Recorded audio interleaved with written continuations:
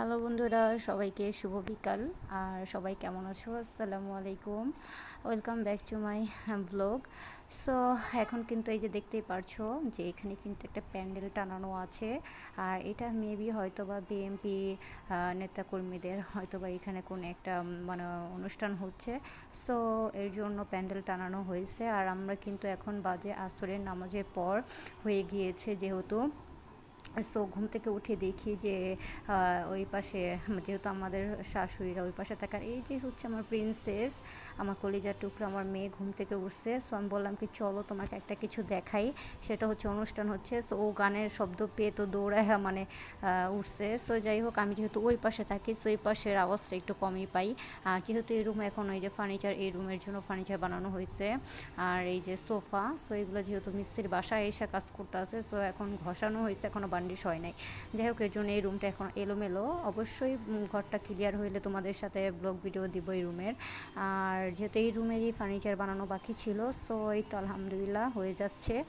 আর এখানে কিন্তু এই যে এই পাশে ফ্ল্যাটের থেকে দেখা যায়, আমার শাশুড়িদের এই পাশ থেকে দেখা যায় যে বিশাল বড় একটা মাঠ। আর এখানে কিন্তু বাড়িঘর উঠবে, কিন্তু একটু লেট হবে। আর যেহেতু এই অনুষ্ঠানটা হয়তো বা রাত পর্যন্ত হবে, এর জন্য লাইট করা হয়েছে, লাইটিং লাগানো হয়েছে। যাই হোক, দেখবো আবার পরে গিয়ে। যেহেতু এখন আসরের পর হয়ে গেছে, যে বাচ্চারা কিন্তু খেলাধুলা করে এই মাঠে, বৃষ্টি আসলো ফুটবল খেলে, র্যাকেট খেলে। আর ভালোই লাগে এই পাশে, যেহেতু আমি এই পাশে বেশি আসি না, সো ওই পাশেই থাকি, সো দেখা হয় না, তোমাদের দেখানো হয় না। আর ওইখানে কিন্তু কবুতর ছিল। আর আমরা কিন্তু এই বাসার থেকে আমরা যা পুরানো বাড়িটা দেখা যায়, আমাদের আগের বাড়িটা, বাসাটা দেখা যায়।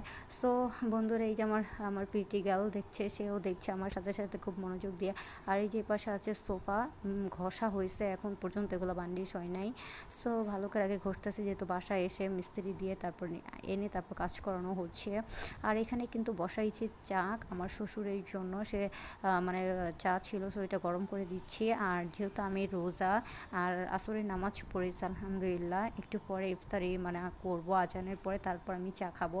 কারণ রেগুলারলি আমারও দুইবার চা না খেলে ভালো লাগে না। আসলে যারা চা খায়, আমি দেখেছি যে তারা কিন্তু এক বেলাও যদি চা না খায়, তো ওদের অনেক মাথা পেন করে, মানে কেমনই জানি লাগে। হাজার যত কিছুই খাক, চায়ের নেশাটা কিন্তু অন্যরকম।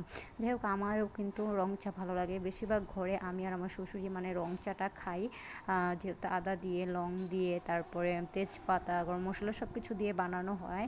এই চাটা খুবই ভালো লাগে, 4-5 আইটেম দিয়ে অনেক মজা হয় এই চাটা। যাই হোক, আমি আমারটা লিখে দিয়েছি এবং কি আমি পরে খাবো।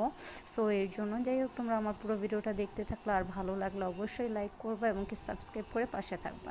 আল্লাহ হাফেজ।